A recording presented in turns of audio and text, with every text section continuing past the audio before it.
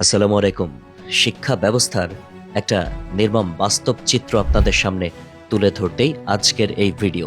শেষ পর্যন্ত দেখুন, তাহলেই বুঝতে পারবেন আসলে আমরা কোথায় বাস করছি। আমাদের দেশে গাড়ি কিভাবে বানানো হয় তা শেখানো হয় না, বরং গাড়ি কে আবিষ্কার করেছে, কবে করেছে আর কত সালে করেছে তা মুখস্থ করানো হয়। কথাটি হাসির খোরাক জোগালেও একটু গভীরভাবে চিন্তা করলে বুঝতে পারবেন এটিই আমাদের দেশের পুরো শিক্ষা ব্যবস্থার এক চরম ও নগ্ন বাস্তব চিত্র। আমরা আসলে পুঁথিগত বিদ্যা বা থিওরি গিলতে ওস্তাদ, কিন্তু যখনই প্র্যাকটিক্যাল বা নিজের হাতে কিছু করার কথা আসে তখনই আমাদের হাত পা কাঁপতে শুরু করে। আমরা প্রতি বছর লাখ লাখ জিপিএ-5 আর গোল্ডেন জিপিএ-5 তৈরি করছি ঠিকই, কিন্তু নতুন কিছু বানানোর ক্ষেত্রে আমরা দিনকে দিন পিছিয়ে পড়ছি। সম্প্রতি প্রকাশিত গ্লোবাল ইনোভেশন ইন্ডেক্স বা জিআইআই 2025 বা বিশ্ব উদ্ভাবন সূচকের দিকে তাকালে আমাদের চোখ কপালে উঠবে।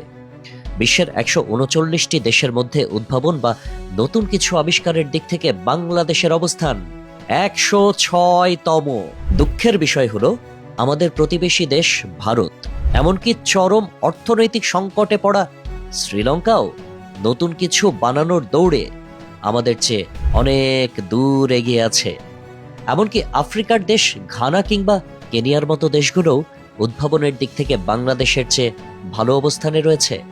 অথচ আমাদের দেশে বড় বড় মেগা প্রকল্পের বাজেট ঠিকই থাকে, কিন্তু তরুণদের মেগা ব্রেইন বা মেধাবী করে গড়ে তোলার প্রজেক্টে বরাদ্দের বড্ড অভাব।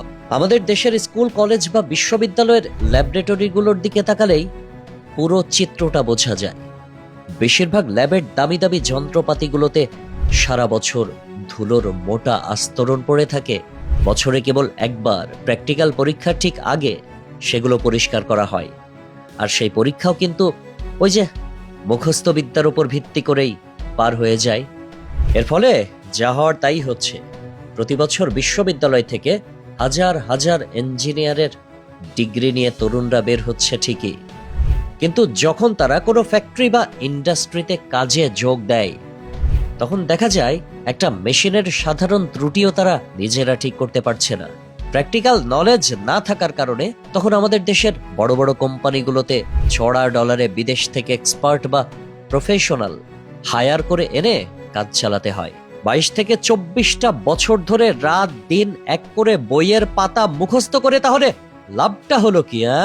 সত্যি বলতে আমাদের শিক্ষা ব্যবস্থা দিনকে দিন একটা কেরানি তৈরির কারখানায় পরিণত হয়েছে, যেখানে শিক্ষা প্রতিষ্ঠান থেকে প্রশ্ন করা শেখানো হয় না, শুধু মুখস্থ করে খাতায় উগড়ে দেওয়াটাই নিয়ম। আমরা হয়তো গর্ব করে মুখস্থ বলতে পারি বিজ্ঞানী টমাস আলভা এডিসন কত সালে লাইট বাল্ব আবিষ্কার করেছিলেন, কিন্তু আমাদের শিক্ষায় এটা শেখানো হয় না যে ঘরের একটা নষ্ট বাল্ব কিভাবে সারিয়ে তুলতে হয়, কিংবা তার চেয়ে উন্নত ও সাশ্রয়ী কোনো লাইট কিভাবে নিজে বানানো যায়। যতদিন না আমরা আমাদের সন্তানদের কে করেছে আর কবে করেছে মুখস্থ করানোর বদলে তুমি কিভাবে করবে এবং তোমার মাথায় নতুন কি আইডিয়া আছে এই প্রশ্নগুলো করতে না শেখাবো, ততদিন আমরা শুধু ওই মুখস্থ বিদ্যার সেরা জাতি হয়েই থাকব। আর পৃথিবীর অন্য দেশের আবিষ্কারকেরা আমাদের কাছে তাদের প্রযুক্তি ও পণ্য বিক্রি করে বিলিয়ন বিলিয়ন ডলার লুটে নিয়ে যাবে।